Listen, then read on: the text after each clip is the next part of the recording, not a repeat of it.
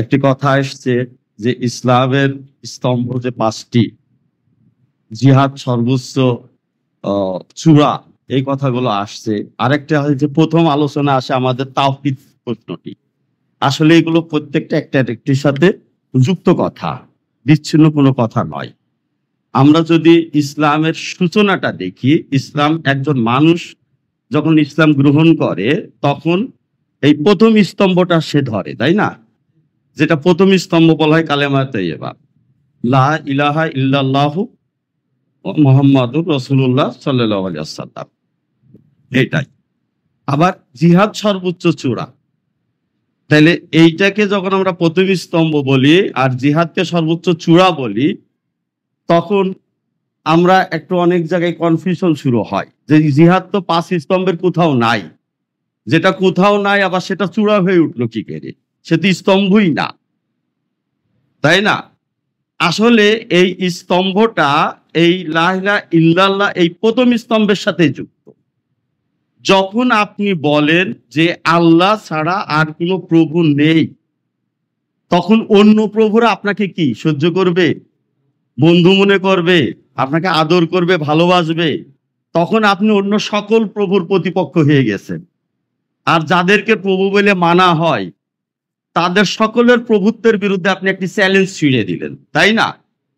যখন আপনি এই চ্যালেঞ্জটা ছুড়ে দিলেন, তখন তারা তাদের সম্মিলিত শক্তি দিয়ে, বাকি সকল প্রভু তখন ঐক্যবদ্ধ হবে একে একে, সম্মিলিত শক্তি দিয়ে আপনাকে দমন করার জন্য তারা প্রাণপণ চেষ্টা শুরু করে দিবে।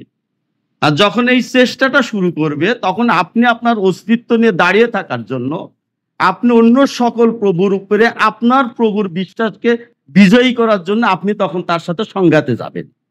যখন এই সংঘাতে যাবেন, সেই সংঘাতটার নাম কি? তাইলে কি ইসলামের প্রথম স্তম্ভের সাথে এটা যুক্ত হলো কি না? এটা প্রথম স্তম্ভের সাথেই যুক্ত। যখন এটা প্রথম স্তম্ভের সাথে যুক্ত হয়, তাহলে প্রথম এবং সর্বোচ্চ চূড়াটাকে যদি আগে নির্মাণ করা লাগে, তো ওইটা বাকি রেখে বাকিগুলোকে আর কমপ্লিট করা যায় না। আর এ কারণেই দেখবেন যে রাসূল সাল্লাল্লাহু আলাইহি ওয়াসাল্লাম সহ সকল নবীগণ যখন পৃথিবীতে এসেছেন, সর্বপ্রথম এই ফয়সালাটাই আগে করে নিয়েছেন। এই ফয়সালাটাই আগে করে নিয়েছেন যে তারা প্রথমেই এই অন্য যারা প্রভুত্ব করে জমিনের উপরে, তাদেরকে আগে চ্যালেঞ্জ ছুড়ে দিয়েছেন, তাদেরকে চ্যালেঞ্জ ছুড়ে দিয়েছেন। এবং এই চ্যালেঞ্জ ছুড়ে দেওয়ার পরে তখন শুরু হয়েছে এই সংঘাতটা। এই সংঘাতটা যতক্ষণ না নিষ্পত্তি হয়েছে, ততক্ষণ বাকিগুলো কিন্তু তাদের আর আসে নাই। এর মানে এটা ধরবেন না যে বিজয়ের আগে নামাজ পড়া যাবে না, এই অর্থ নিয়েন না, ঠিক আছে? মানে এই ফাংশনটার গুরুত্বটা কতখানি এটা বোঝানোর জন্য আমি কথাটা আনতেছি। রাসূল সাল্লাল্লাহু আলাইহি ওয়াসাল্লাম নবুয়ত লাভ করেছেন, কিন্তু নামাজ ফরজ হয়েছে মিরাজে যেয়ে না। মিরাজটা নবুয়তের কততম বছরে যে হয়েছে? একাদশ বা দ্বাদশ বর্ষে, যে হিজরতের একটুখানি আগে তিনি মিরাজে গেছেন। এই মিরাজে যাওয়া হচ্ছে হিজরতের একটি প্রস্তুতি। হিজরতের পরের ধাপের কর্মসূচিটা তিনি নিয়ে আসতেছেন মিরাজের দিকে। সেখানে যে নামাজটা ফরজ হয়েছে, এই ফরজ নামাজকে কার্যকর করবার জন্য একটি বিজয় দরকার ছিল। কারণ নামাজ যখন ফরজ হয়েছে, তিনি মক্কাতে কিন্তু মসজিদ নির্মাণ করতে পারেননি এবং কাবা ঘরের মূর্তিগুলো অপসারণ করতে পারেন নাই। এই নামাজের ফরজিয়াতকে কার্যকর রূপ দেওয়ার জন্যই তো একটি মসজিদ, তাই না? এই মসজিদ নামাজকে কার্যকর করার জন্য। এই মসজিদটা প্রথম নির্মাণ হয়েছে মদিনায় যাওয়ার পরে। কারণ মদিনায় রাসূল সাল্লাল্লাহু আলাইহি ওয়াসাল্লামের যে পৌঁছানো এবং মদিনাবাসী দ্বারা সাহাবায়ে কেরামকে আশ্রয় দেওয়া, রাসূল সাল্লাল্লাহু আলাইহি ওয়াসাল্লামকে গ্রহণ করা নেতা হিসাবে, আশ্রিত হিসাবে নয়। রাসূল সাল্লাল্লাহু আলাইহি ওয়াসাল্লাম মদিনাতে প্রবেশই করেছেন নেতা হিসাবে, এবং যেই তিনি মদিনার সমাজের নেতৃত্ব নিয়েছেন। তো এইভাবে যাওয়াটা ছিল রাসূল সাল্লাল্লাহু আলাইহি ওয়াসাল্লামের একটি বিজয়, তাই না? এবং এই বিজয়ের ঘটনাটা ইসলামের ইতিহাসের সবচেয়ে গুরুত্বপূর্ণ ঘটনা বলেই আপনার উমর রাদিয়াল্লাহু আনহু যখন সাল গণনা শুরু করলেন, তখন খ্রিস্টানরা কিন্তু তাদের সাল গণনা শুরু করেছে তাদের বিশ্বাস অনুযায়ী যীশু খ্রিস্টের জন্মদিন থেকে। কিন্তু উমর রাদিয়াল্লাহু আনহু তার সাল গণনার জন্য যে মুহূর্তটাকে বেছে নিলেন, সেটা কিন্তু রাসূল সাল্লাল্লাহু আলাইহি ওয়াসাল্লামের জন্মের ঘটনাকে নন, তার নবুয়ত প্রাপ্তির ঘটনাকে নন, তিনি কিন্তু মদিনায় যে হিজরতের ঘটনাটাকে নিয়ে এসেছেন। কারণ এই হিজরতের ঘটনাটা ছিল সবচেয়ে গুরুত্বপূর্ণ, যার মধ্য দিয়ে ইসলাম একটি সমাজের নেতৃত্ব অর্জন করে, বিজয় অর্জন করে। আর এই বিজয় অর্জন করেই তখন এই যে মসজিদটা নির্মাণ করলেন, অর্থাৎ নামাজের প্রথম স্তম্ভটা তৈরি হলো। আর এই বিজয়ের মধ্য দিয়ে ইসলামেরও প্রথম স্তম্ভটা অর্জিত হলো, সেটা হচ্ছে লা ইলাহা ইল্লাল্লাহর যে কার্যকর রূপ, যে আল্লাহ ছাড়া মদিনার সমাজে আর কোনো প্রভু থাকলো না। আপনার সমাজে একজন শাসন করতেছেন আর আপনি বলতেছেন আমি আল্লাহ ছাড়া আর কাউকে মানি না। তো একটু পরে পুলিশ এসে যখন আপনাকে ধরে নিয়ে যাবে, আদালতে যখন একটা রায় দিবে, আপনি যখন শিক্ষা প্রতিষ্ঠানে পড়তে যাবেন, আপনি যখন অফিসে কোনো কাজে যাবেন, ব্যবসা বাণিজ্য করতে যাবেন, তখন কার নীতি মেনে নিচ্ছেন আপনি? আপনি তো বলতেছেন আল্লাহ ছাড়া কাউকে মানি না, তখনই যে তো রাষ্ট্র যা কিছু দিচ্ছে তাই তো মেনে নিচ্ছেন আপনি, তাই না? শিক্ষা প্রতিষ্ঠানে যখন আপনি শিক্ষক হিসাবে যান অথবা ছাত্র হিসাবে যান, তখন ওখানে যে সিলেবাস সরকার নির্ধারণ করে দিতেছে আপনি সেটাই তো পড়তেছেন, অথচ তার অনেকগুলোই তো গ্রহণযোগ্য না আল্লাহর বিধান অনুযায়ী। আপনি যখন সরকারের অফিসে যাচ্ছেন, কোর্টে যাচ্ছেন, পুলিশের কাছে, থানায় যাচ্ছেন, তখন কি আল্লাহর বিধান অনুযায়ী যারা চলতেছে? কিন্তু আপনি কি করতেছেন সেখানে? কি বলতেছেন ভাই আপনার কিন্তু আল্লাহর বিধানের বাইরে যা যা আছে এগুলো আমি মানি না। সেখানে যেতে আপনি তারা যা বলতেছে তাই মেনে নিতেছেন। আপনি ব্যবসা বাণিজ্য করতে যে তারা যেভাবে চালাচ্ছে ব্যবসা বাণিজ্য সেটাই আপনি মেনে নিতেছেন। তাহলে তখন সবকিছু যখন আপনি মেনে নিচ্ছেন আর ঘরে এসে শুধু নামাজটা আসলে দেখানো পদ্ধতিতে পড়েই যদি মনে করেন যে আমি আল্লাহর সবকিছু মেনে চলছি, তাহলে হচ্ছে এটা?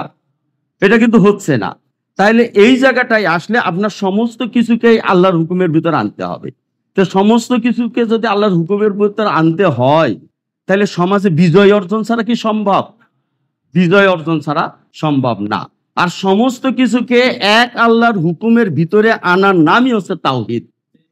একজন ভাই কথা বলেছেন, ইসলামের এই যে শব্দের অর্থগুলোকে বোঝার ক্ষেত্রে আমাদের বহুত বড় ভুল ঘটে গেছে। যেমন আমরা ইমানের অর্থটা কি বুঝি? বিশ্বাস করা। বিশ্বাস করলেই তো তাহলে যথেষ্ট হয়ে যেত। ইমান শব্দটা বাংলাতেই রয়েছে, একটু খেয়াল করেন তাহলেই হবে। আমরা বলি না মেনে নেওয়া আর মেনে না নেওয়া। ইমান এই বাংলা মেনে নেওয়া শব্দটা কিন্তু আরবির থেকে এসেছে। তাসাউফ এক ভাই বলেছেন, আমরা বলি না সাফ করা, বাংলাতে আছে, আরবি শব্দগুলো আছে, একটু খেয়াল করবেন, ওখান থেকে এর মূল অর্থটা ধরে নিতে পারবেন। এইটা অর্থাৎ আমরা যখন আল্লাহকে, আল্লাহ রাসূলকে, আল্লাহর দেওয়া নির্দেশকে মেনে নিই তখন আমরা ঈমান আনি। যখন বিশ্বাস করি তখন নয়, এটা বুঝে নিতে হবে আমাদের। যখন মেনে নিই তখন আমরা ঈমান আনি, আর যখন না মানি তখন আমরা কাফের হই। এই পার্থক্যটা বুঝে নিবেন, তাহলে বোঝা সহজ হয়ে যাবে সবকিছু। যখন মেনে নিই তখন আমরা ইমানদার হই, যখন না মানি তখন আমরা কাফের হই। মেনে নেওয়ার প্রতিশ্রুতি দেওয়ার পর অনিচ্ছাকৃতভাবে ভুল হয়, আল্লাহ তা ক্ষমা করে দেন, কিন্তু মেনে নিতে হবে আমাদের যে আমরা মেনে নিয়েছি।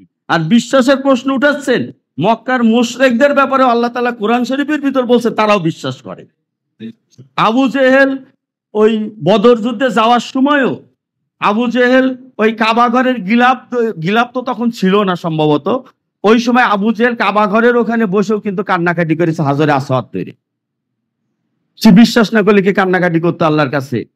আর আল্লাহ রাসূল দোয়া করছেন কোথায় বসে?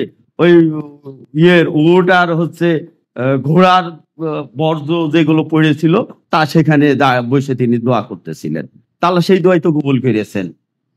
আমরা অনেক সময় বলি দোয়ার জন্য শ্রেষ্ঠ স্থান এইটা, যাওয়ার জন্য শ্রেষ্ঠ সময় এইটা, মিলিয়ে দেখেন।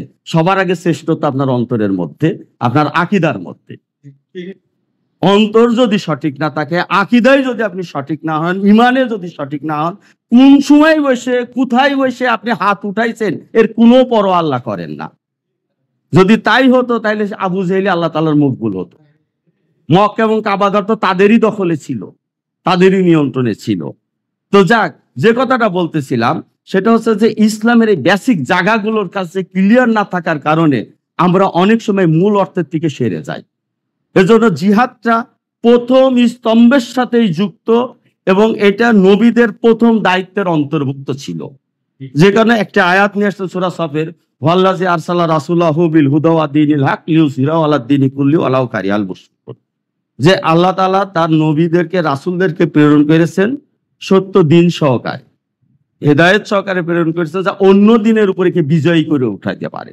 তো অন্য দিনের উপরে যতক্ষণ এটা বিজয়ী না হয় ততক্ষণ ওই জায়গায় আপনার সমস্ত আমলকে আপনি হকের উপরে দিনের উপর আনতে পারবেন না। যে কথাটা আসে যে দিনকে বিশুদ্ধ করো, অল্প আমলই যথেষ্ট হবে। তো দিন বিশুদ্ধ অর্থ কি? দিন মানে তো জীবন ব্যবস্থাকে দিন বলে। আমরা যে যে প্রক্রিয়ায় জীবনকে পরিচালনা করি সেটাকেই বলা হয় দিন। যে জন্য ফেরাউন যখন মুসা আলাইহিস সালাম যে ফেরাউনের দরবারে গেল, ফেরাউন বলল না যে সে একটু পানি দিয়ে না মানে বললো না যে তারা এখান থেকে আমাদেরকে বের করে দিবে এবং আমাদের দিনকে পরিবর্তন করে দিবে।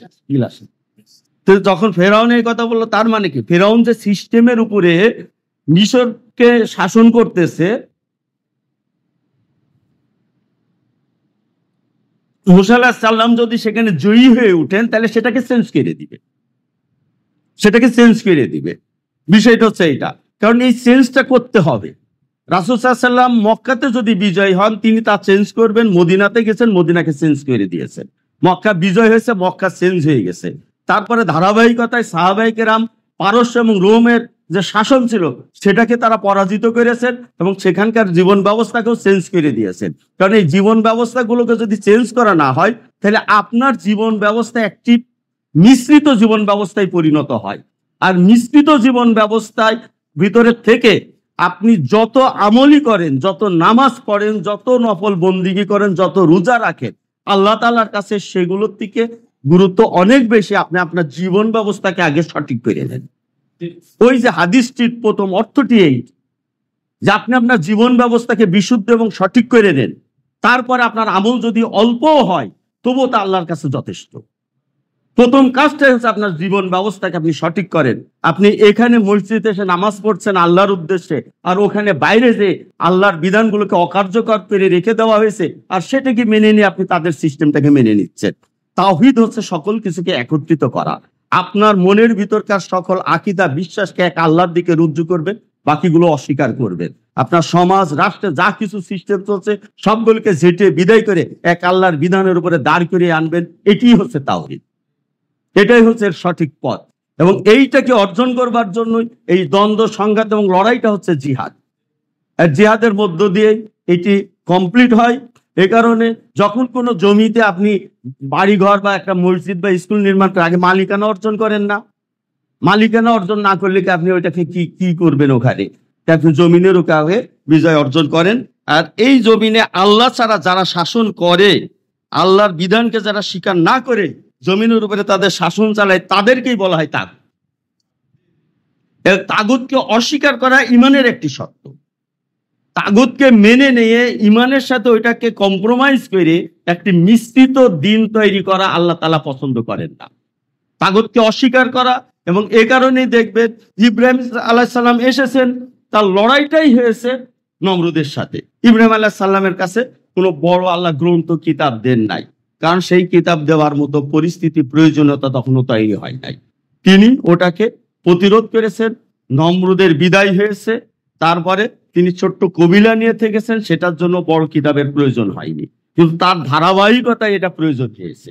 ইউসুফ আলাইহিস সালাম শাসন করেছেন মিশরে, এরপরে মুসা আলাইহিস সালাম পরবর্তীতে যখন আসলেন এবং ফেরাউনের সাথে লড়াই করলেন, ওই সময় একটি শাসন ব্যবস্থা তখন সুদৃঢ় অবস্থায় চলে গেছে, মানব জাতির সংখ্যা বৃদ্ধি পেয়েছে, কাজকর্ম বেড়ে গেছে, মানুষের আইন এবং বিধিবিধান তখন অনেক বিস্তৃত পরিমাণে দরকার। মুসা আলাইহিস সালামের কাছে আল্লাহ কিতাব দিলেন, সেই কিতাব দিলেন তখন যখন ফেরাউনের কবল থেকে তিনি বেরিয়ে মুক্ত হইলেন। রাসূল সাল্লাল্লাহু আলাইহি ওয়াসাল্লাম যেমন মক্কার থেকে যখন মুক্ত হইলেন, মাদানী সূরাগুলোর ধরনই চেঞ্জ হয়ে গেল, বিধিবিধানই চেঞ্জ হয়ে গেল, তাই না? মাদানী সূরাগুলো দেখবেন আদেশ নিষেধগুলোর ভাষা এবং তার বিষয়বস্তুগুলো ভিন্ন হয়ে গেছে। কেন? বিজয়ের আগে আর বিজয়ের পূর্বে পরে এক জিনিস নয়, এই পার্থক্যটা হয়ে এসেছে। এজন্য মুসা আলাইহিস সালাম যখনই ফেরাউনের কবল থেকে বের হইলেন তখনই আল্লাহ তাআলা তাকে ডেকে নিলেন তাওরাতের বিধিবিধানগুলো দেওয়ার জন্য। আর ঈসা আলাইহিস সালাম যখন বাইরের থেকে আবার ফিলিস্তিনে প্রবেশ করলেন, জেরুজালেমে, তখনই তো ষড়যন্ত্রে তাকে হত্যা ষড়যন্ত্র করা হলো, আল্লাহ তাআলা তাকে উঠিয়ে নিলেন। কিন্তু এটা ইনকমপ্লিট থেকে গেল তার মিশনটা।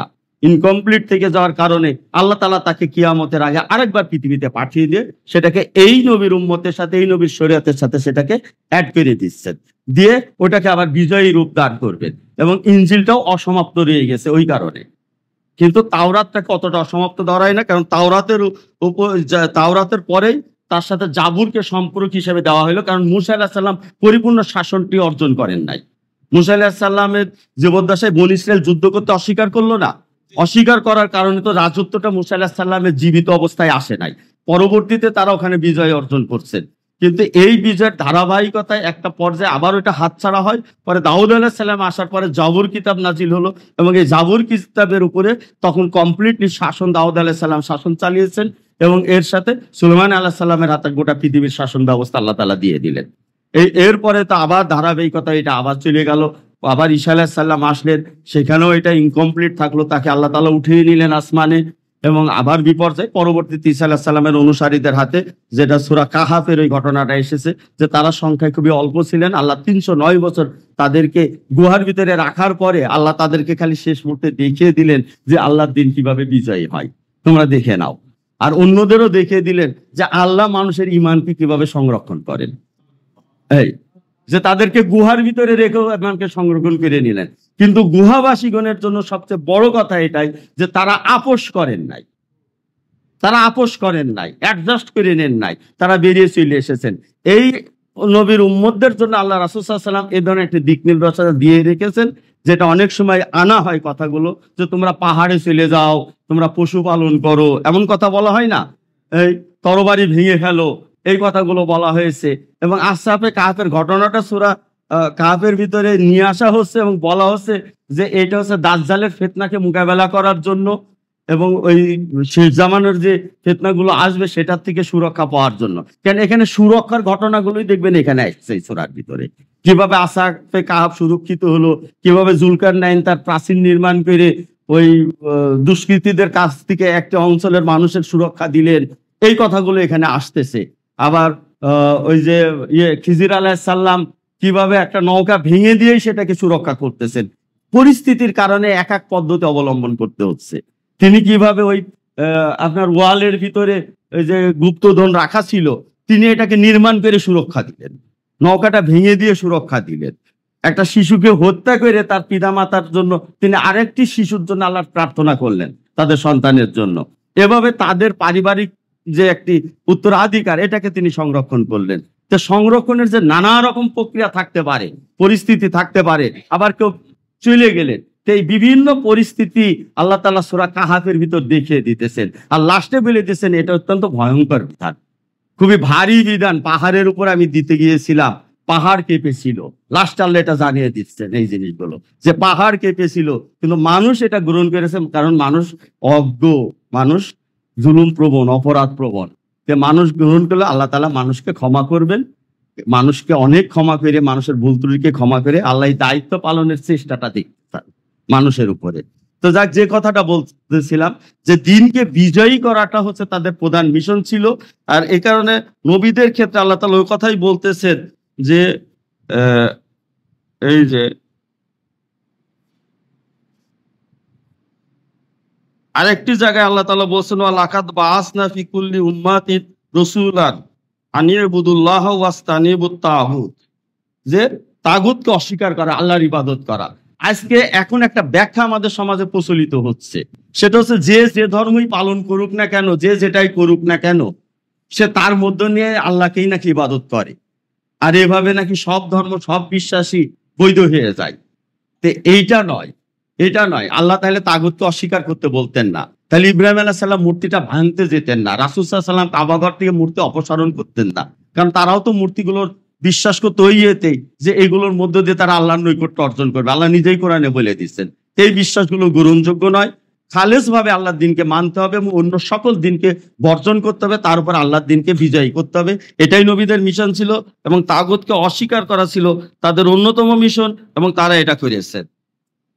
আর যারা তাগুতকে অস্বীকার করেনি তাদের ব্যাপার আল্লাহ তাআলা বলেই দিচ্ছেন, ওয়া মিনহুম মান হাক্কাত আলাইহি দলালাতা ফাসিরু ফিল আরদি, অর্থাৎ এই যে ফানজুর কাইফা কানা আকিবাতিল কাজীবুন, মুকাজ্জিবুন এখানে একটু হচ্ছে আমার, যে এই যে আল্লাহ যে বলছেন যে আল্লাহর ইবাদত করো এবং তাগুতকে অস্বীকার করো, তাকে বর্জন করো, কিন্তু এই হুকুমটা না মেনে যারা তাগুতকে বর্জন করার থেকে বিরত থাকতেছে তারা দলালাতের ভিতরে চলে যাচ্ছে। আর যারা দলালাতের ভিতর চলে যাচ্ছে তারা মূলত আল্লাহর উপরে বিশ্বাস স্থাপনের দাবিটা তারা মিথ্যায়িত করতেছে, এটা মিথ্যাই তারা মিশ্রিত করতেছে। আর এদের পরিণতি আল্লাহ দেখতে বলছেন, যেটা পূর্ববর্তী জাতিদের ক্ষেত্রে আল্লাহ দেখিয়েছেন। এই যে জায়গাটা, এটা হচ্ছে গুরুত্বপূর্ণ আমাদের, যে তাগুতকে অস্বীকার করা এবং তাগুতের সাথে লড়াই করাটাই আল্লাহ তাআলার কাছে কাঙ্ক্ষিত। এবং এই ক্ষেত্রে যেন আমরা এই জিনিসটা পরিষ্কার বুঝি। এবং আল্লাহ তাআলা অন্য জায়গায় বলছে, আল্লাহু আউলিয়াল্লাযিনা আমানু ইখরুজুহুম মিনাজ জুলুমাতি ইলান নূর ওয়াল্লাযিনা কাফারু আউলিয়াহুমুশ শাইতান ইখরুজুহুম মিনান নূরি ইলাজ জুলুমাত। এই যে এখানে আল্লাহ তাআলা আরো পরিষ্কার করে বলছেন যে আল্লাহ তাআলা যারা ঈমান আনে তাদের তিনি বন্ধু, অভিভাবক তিনি। এবং যাদের, এবং এদেরকে আল্লাহ কি করছেন, এদেরকে বের করে নিয়ে আসছেন অন্ধকার থেকে নূর বা আলোর দিকে নিয়ে যাচ্ছেন তিনি। আর যারা কুফরি করে তারা হচ্ছে তাগুতের বন্ধু। অর্থাৎ এখানে আল্লাহ তার প্রতিপক্ষ হিসাবে কিন্তু তাগুতকে প্রতিপক্ষ দাঁড় করিয়েছেন এবং মানুষকে দুভাগে ভাগ করেছেন। যারা তাগুতকে মেনে নিচ্ছে তারা কুফরির অন্তর্ভুক্ত এবং কাফের, আর যারা আল্লাহকে মেনে নিচ্ছে তারা ইমানের অন্তর্ভুক্ত। আল্লাহ যার প্রতি যারা ইমান আনছে তাদেরকে আল্লাহ আলোর পথে নিয়ে যাচ্ছেন, আর যারা তাগুতকে মেনে নিচ্ছে তাদেরকে তিনি বলছেন যে তাগুত তাদেরকে অন্ধকারের দিকে নিয়ে যায়। এই যে অন্ধকারের দিকে নিয়ে যায় এবং জুলুমাতের দিকে, উলাইকা আসহাবুন নার হুম ফিহা খালিদুন, অর্থাৎ তারা হচ্ছে জাহান্নামের অধিবাসী যারা তাগুতের অনুসারী হয়। যে দুটো পার্থক্য কিন্তু একেবারেই সুস্পষ্ট, একেবারেই সুস্পষ্ট। এবং এই দুই পার্থক্যের মধ্যে যে দ্বন্দ্ব, এটা চিরন্তন দ্বন্দ্ব। এবং কোরআন শরীফের অন্য জায়গায় সূরা বনী ইসরাঈলের ভিতর আসছে যে এই জয় পরাজয় আল্লাহ পর্যায়ক্রমে আবর্তিত করেন এবং এর মধ্য দিয়ে পরীক্ষা দেন। আমরা এখন এই জমিনের উপরে আল্লাহর হয়তো পরাজয়ের হালতে আমরা আছি, সাম্প্রতিককালে একটি বিজয়ের মধ্য দিয়ে আমরা আরেকটি পরিবেশ পেয়েছি যেখানে আমরা অন্তত কথা বলতে পারতেছি। যে কথাটা ভাই বলছিলেন যে জিয়াউর রহমান তো দেশে ইসলামী শাসন দেন নাই, কিন্তু দেখা গেছে যে উনি কিছু অন্তত ইসলামের ভাবধারা নিয়ে এসেছেন, তাই দেশের মানুষের কাছে তিনি আপন হয়ে গেছেন। কিছুটা দুর্নীতির বিরুদ্ধে গেছেন, তাই তিনি মানুষের কাছে আপন হয়ে গেছে। আজকে ডক্টর ইউনূস কালকে নামাজ পড়তে গিয়েছেন, লোকেরা ডাক দিয়ে চিৎকার করে বলে যে স্যার গাদ্দারদের কথা শুনবেন না, দালালদের কথা শুনবেন না, 5 বছর 5 বছর। কেন? এই দেশের মানুষের আশা আকাঙ্ক্ষা বারবার ভুলুণ্ঠিত হয়। গোটা ইতিহাস দেখলে আমরা দেখি আমরা যেন একটা সেই চাতক পাখির মতো অপেক্ষায় থাকি। সব সময় আমরা নির্যাতিত থাকি, নিপীড়িত থাকি, নিষ্পেষিত থাকি, অবহেলার শিকার হই। ইসলাম প্রতিষ্ঠা করা বা বিজয় করা কোন আকাঙ্ক্ষা, কেন যেন একটা শ্বাস নেওয়ার মতো পরিবেশ আমাদের সামনে থাকে না। কত সন্ত্রাসী ঘুরে বেড়াচ্ছে, চাঁদাবাজি করছে, মানুষকে হত্যা করছে, ধর্ষণ করতেছে, রাহাজানি করতেছে, তারা অপরাধী না। দাড়ি রেখে টুপি মাথায় দিয়ে পাঞ্জাবি পরে আপনি আল্লাহর দিনের কথা বলছেন, আপনাকে উঠায় নিয়ে বলবে জঙ্গি সন্ত্রাসী আপনি। যত ধরনের ফিতনা নাকি আপনার দ্বারা হচ্ছে। এই যে নিপীড়িত অবস্থায় আমরা রয়েছি, আমরা কথা বলতে পারি না। মসজিদের মিম্বারে দাঁড়ায় আমরা একটি ইসলামের কথা বলবো, বলতে পারি না। সমাজের ভিতরে দাঁড়িয়ে একটি ইসলামের কথা বলবো, বলতে পারবো না। তাদের দেওয়া অনুযায়ী ব্যাখ্যা করতে হবে, তাদের মন মতো চলতে হবে, কথা বলতে হবে। একটু ভিন্ন মত হলে আমি আপনি অপরাধী। আর ওগুলো কোনোটাই অপরাধী না, ওগুলো আশ্রয় পায়, তাদের শেল্টার পায় তারা। এই যে পরিবেশ থেকে যখন আমরা একটুখানি ঠান্ডা বাতাস পাওয়ার মতো একটু বাতাস পাই, একটা শাসক আছে ডক্টর ইউনূস, ইসলামী ব্যক্তিত্ব, তিনি অন্তত একটা পরিবেশ দিয়েছেন যে আমাদের পিছে পিছে সরকারি গোয়েন্দারা দৌড়ায় বেড়াচ্ছে না, ধরে নিয়ে আমাদেরকে থানায় নিয়ে যে মিথ্যা মামলা দিতেছে না, কোর্টে নিয়ে যে মিথ্যা বিচারের নাটক করতেছে না। এই সামান্য একটা পরিবেশ দিয়েছেন তিনি। তাই দেখেন কারাগারে যেগুলো মিথ্যা মামলায় বন্দী ছিল তারা একে একে বের হয়ে আসতেছে। একটু মসজিদের মিম্বারে দাঁড়িয়ে কথা বলা যাচ্ছে, ওয়াজ মাহফিলে যে কথা বলা যাচ্ছে। এইটুকু পরিবেশ পেয়ে মানুষ তার কাছে কিভাবে আবেগ আপ্লুত হয়ে গেছে। দেখা হইলেই খালি অনুরোধ যে স্যার আপনি থাকেন, আরো 5টা বছর থাকেন, না জানি কোন সময় কে সেই পরিবেশটা আবার নষ্ট করে দিচ্ছে। অথচ দেশের আপনি মতভেদ জনমত গুলো দেখবেন 80% উপরের মানুষের এই মত, কিন্তু দুর্ভাগ্য এই মতের মানুষগুলো আমরা ঐক্যবদ্ধ নই। আমরা নিজেরা শক্তিতে পরিণত হই নাই, কেমন যেন অন্যের দয়ার উপরে আমাদের ধর্মের চর্চাটাকে রেখে দিয়েছি। যখন কোনো শাসক এসে একটু দয়া করে তখন আমরা যেন একটু স্বস্তি পাই, আর আরেক শাসক এসে আবার এটারে বন্ধ করে দেয়। আজকে আমাদের সময় এসেছে আমাদেরকে জেগে ওঠার, সংগঠিত হওয়ার এবং নিজস্ব শক্তি অর্জন করার। তা না হইলে এই ভূখণ্ডের উপরে যে ষড়যন্ত্র চলছে পৃথিবীতে, গাজার পরে সব থেকে বেশি ষড়যন্ত্রের শিকার আমরা। গাজার আশেপাশে তাও তো মুসলিম ভূখণ্ড আছে, জনগোষ্ঠী আছে, শাসকরা যাই হোক কোনো না কোনো ভাবে সেখান থেকে তার একটা সাহায্য সহযোগিতা পায়।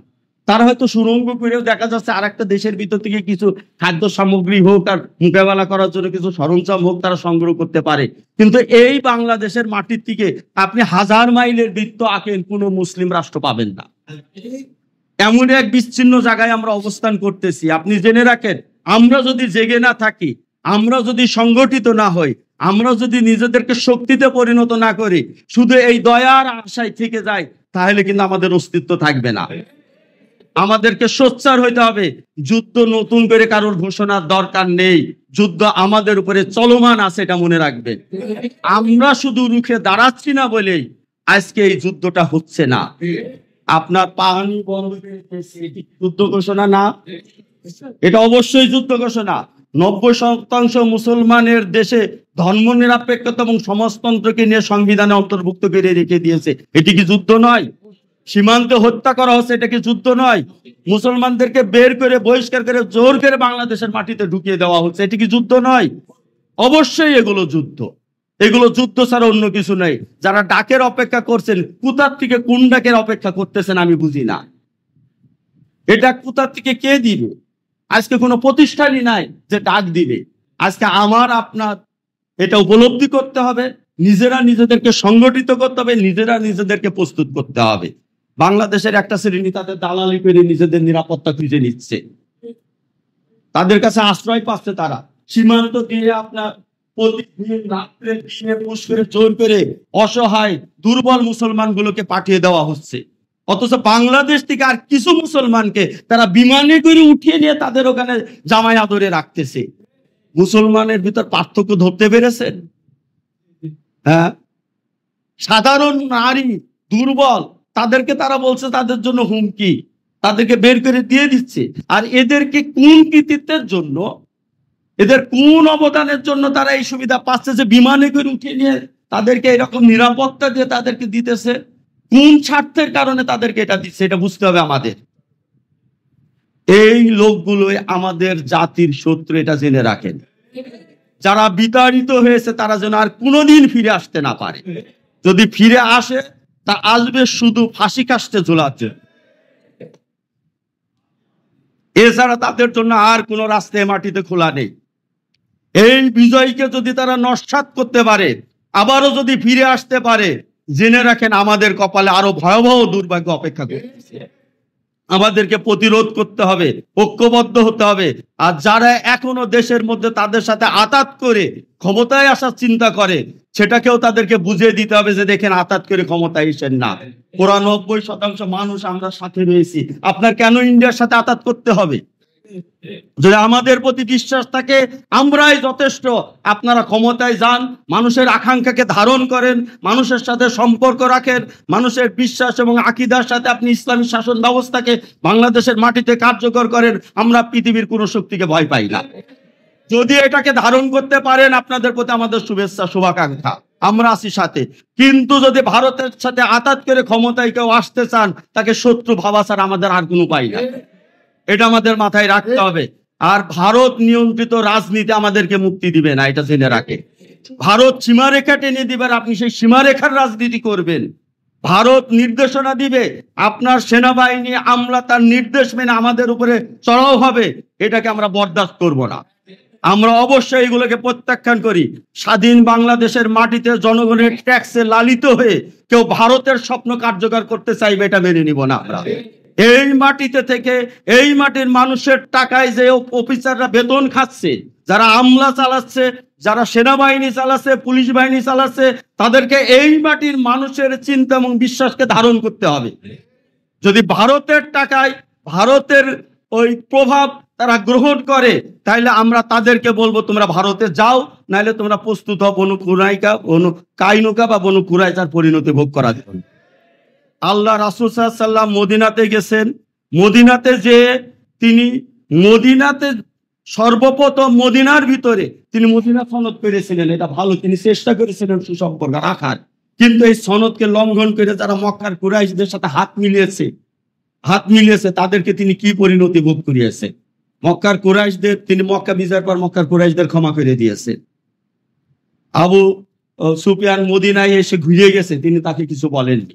কিন্তু যারা চুক্তিবদ্ধ হওয়ার পরেও মক্কার সাথে হাত মিলিয়েছে, বনু কুরাইজার 700 লোককে, কোনো কোনো বর্ণনায় 800 বলছে, কোথাও সর্বনিম্ন 400 বলছে, তিনি মাত্র 3 দিনের ভিতর তাদেরকে হত্যা করেছেন। এত দয়ান নবী, এত ক্ষমান নবী, কই তিনি উদারতা দেখান নাই। আমাদেরকে সে আদর্শটা মাথায় রাখতে হবে। অতি উদারতা আমাদের জন্য ভয়ঙ্কর পরিণতি ডেকে নিয়ে আসতে পারে, এটা আমাদেরকে মাথায় রাখতে হবে। আমরা স্বাধীনতা এসেছি 1757 সালে। 1757 সালে স্বাধীনতা হারিয়েছি এক মীর জাফর আর কয়েকজন আমলা এবং ওই সময়ের ব্যবসায়িক জগৎ শেখ ভূমিসাদ রায়দুল্লভদের ষড়যন্ত্রে। কিন্তু তার দুর্ভোগ পোহাইতে হচ্ছে আজকে 250 বছর পার হয়ে গেছে, 350 বছর। আজকে আমরা সেই দুর্ভোগ পোহাচ্ছি, জেনারেশনের পর জেনারেশন আমরা ওই জায়গায় দিতে পারি না। কিন্তু ওই দিনে তারা যখন এই বিজয় অর্জন করে, লর্ড ক্লাইভ আর তার লোকজনগুলো কিছু দালালদের সাথে হাত মিলিয়ে, সেদিন কিন্তু এটা সহজ ছিল তাদের প্রতিরোধ করা, কিন্তু মানুষ বুঝতো না। সেদিন মানুষ বুঝতো না। তারা ধীরে ধীরে ধীরে ধীরে তাদের ক্ষমতাকে আরো শক্তিশালী করে তারা এমন ভাবে এটাকে কন্টিনিউ করেছে যে আমরা 47-এ তারা দেশ থেকে দখলদারিত্ব ছেড়ে চলে গেছে, কিন্তু সেই আইন আমাদের এখনো রয়েছে। পাকিস্তান হয়েছে, সেটা পাল্টায় নাই। বাংলাদেশ হয়েছে, সেটা পাল্টায় নাই। এবারও মানুষ কিছু সংস্কার করতেছে, সেটাও করতে দিন। সংস্কার করে তো তারা ইসলামিক করবে নাকি ইসলামিক, কিন্তু তারা সেটা করতে দিতেছে না। তো এই যে সময়ের 1 ফোর অসময়ের 10 ফোর, ব্রিটিশ দখলদারিত্বের পর আবার ভারতীয় দখলদারিত্ব বাংলাদেশের জন্য উঁকি মারতেছে। আমরা এটাকে প্রতিহত করব। আমরা বিজয়ের আরো পূর্ণতার দিকে অগ্রসর হব এবং এই মাটিতে আমরা আর কোনোদিন তাদের ফিরত আসতে দেব না। যারা এখানে বসে এখনো তাদের সম্পর্ক রক্ষা করতে চাচ্ছে, আমরা তাদেরকে সতর্ক করব। তারা যদি এখান থেকে ফেরত আসে তাহলে আলহামদুলিল্লাহ ভালো, যদি তা না এসে তাদের সাথে হাত মিলাইতে থাকে, আবার বাংলাদেশে তাদের প্রভাবকে ফিরিয়ে আনার চেষ্টা করে, আমাদেরকে ঐক্যবদ্ধভাবে তা প্রতিহত করতে হবে। এটাই আমাদের চূড়ান্ত কথা। আপনারা সবাই আছেন তো ভাই? ইনশাআল্লাহ সবাই আমরা এক হব এবং আল্লাহর কাছে আমরা সাহায্য চাইবো। আমরা দুর্বল মুসলমান, আল্লাহর সাহায্য ছাড়া আমাদের শক্তির আর কিছু নেই। যদি আমরা ঐক্যবদ্ধ হই, দৃঢ় হই এবং মৃত্যুর জন্য প্রস্তুত থাকি, যে কোনো পরিণতির জন্য প্রস্তুত থেকে রুখে দাঁড়ায়, জেনে রাখবেন আল্লাহ তার সাহায্য দ্বারা আমাদেরকে বিজয় করবেন। তিনি বদরের যুদ্ধের সাথে গজওয়ে হিন্দের তুলনা করেছেন আল্লাহ রাসূল সাল্লাল্লাহু আলাইহি ওয়াসাল্লাম। যদি বদরের যুদ্ধের সাথে এটা তুলনা হয়ে থাকে, তাহলে বদরের যুদ্ধের মধ্যে আমরা সাহায্য প্রাপ্ত হব ইনশাআল্লাহ। আত্মবিশ্বাস হারাবেন না। তিনি অল্প শক্তি নিয়ে, অল্প অস্ত্রশস্ত্র নিয়ে তিনি বদরের প্রান্তরে রুখে দাঁড়িয়েছিলেন। আল্লাহ তাআলা ফেরেশতা পাঠিয়ে তাদের বিজয়ী করেছিলেন। আমরা আল্লাহর শক্তিতে বিশ্বাস করি। যারা মনে করে ভারতের সাথে মোকাবেলা করার সামর্থ্য আমাদের নেই, তারা ভারতের দালালি করবে না কি করবে সেটা তারা বুঝে। আমরা আল্লাহর শক্তিতে বিশ্বাস করি এবং নিজেদের জীবন উৎসর্গ করার জন্য আমরা প্রস্তুত থাকি এবং আমরা অবশ্যই বিজয়ী হব। তা নইলে তার অনুগত হয়ে, তার গোলামি করে, তার দালালি করে যদি বেঁচে থাকতে হয়, তার থেকে লাঞ্ছিত জীবন আর নাই। শাহাদাতের মৃত্যুর থেকে অনেক মর্যাদা। আমরা ইনশাল্লাহ এইভাবে প্রস্তুত থাকবো। আর যারা শাহাদাত আকাঙ্ক্ষা করেন অথচ যুদ্ধের জন্য প্রস্তুত হন না, আমি তাদের আকাঙ্ক্ষা নিয়ে সন্দেহ প্রকাশ করি। তারা এই আকাঙ্ক্ষা কি লোক দেখানোর জন্য প্রকাশ করেন কিনা? শাহাদাতের যদি আকাঙ্ক্ষা থাকে, মৃত্যুর ভয় আপনাকে উঠাই ফেলতে হবে। তাহলে কিভাবে শহীদ হবেন আপনি? মৃত্যুর ভয় আপনি উঠাই ফেলেন। মৃত্যুর ভয় যদি থাকে আর ওই জন্য যদি আপনি যুদ্ধের জন্য প্রস্তুত না হন, তাহলে আপনি শাহাদাত চান, এটা কি মানুষকে ধোঁকা দেন না আল্লাহরে ধোঁকা দেন? আপনি সাহস নিয়ে দাঁড়ান, আপনি যুদ্ধের জন্য নিজেকে প্রস্তুত করেন, আপনি মৃত্যুর পরোয়া না করে নিজেকে তৈরি করে রাখেন। আপনার মৃত্যু যদি যুদ্ধের মাঠে না হয়ে ঘরে হয়, আল্লাহ আপনার ইমানকে গ্রহণ করে নেবেন, শহীদের মর্যাদা দিল। কিন্তু আপনি মৃত্যুর জন্য প্রস্তুত না হয়ে শহীদ করে কথা বলেন, তাহলে এটা আমার কাছে মনে হয় না যে এর অর্থটা কি। আর যারা আদেশের অপেক্ষায় আছেন, আপনি জেনে রাখেন আপনি আদেশ নয়, আপনি পরিস্থিতির দিকে খেয়াল রাখুন, কোরআনের হুকুমগুলো বোঝার চেষ্টা করুন। যুদ্ধে আমাদের উপরে চেপে রয়েছে, কোনো সন্দেহ নাই, যুদ্ধ আমাদের উপর চেপে রয়েছে। আমাদেরকে এর প্রতিরোধ করতেই হবে এবং এই প্রতিরোধ ছাড়া আমাদের পথ নেই। কেউ পালায় বিদেশে চলে যেতে পারবে, ভাই আমি আপনি পারবো না। কিন্তু আমার আপনার পৃথিবীর কোনো রাষ্ট্র আশ্রয় দিবে না। আমাদেরকে এই মাটিতেই লড়তে হবে, না এই মাটিতেই মরতে হবে, এটা মাথায় রাখবেন। অতএব এই মাটির সাথে আমাদের সম্পর্ক, এই মাটিতে আমাদের নারী পুঁতে আছে, এই মাটিকে আমরা রক্ষা করব, চ্যালেঞ্জ করব এবং আমরা ইনশাআল্লাহ বিজয় অর্জন করব। আল্লাহ আমাদের সেই তৌফিক দান করুন। আল্লাহ দিনকে ইনশাআল্লাহ পূর্ণতা দিব, আল্লাহ দিনকে আমরা বিজয়ী করব, দিনকে খালেজ করব এবং আমরা এভাবে আল্লাহ তাআলার মকবুল বান্দা হয়ে উঠতে চাই এবং আল্লাহ তাআলার কাছে আমরা সকল অপরাধের জন্য ক্ষমা চাই এবং আমরা যেন ভুল পথে চালিত না হয় এ ব্যাপারে আমরা আল্লাহ তাআলার গাইড চাই। আল্লাহ আমাদের সবাইকে কবুল করুন। আমিন।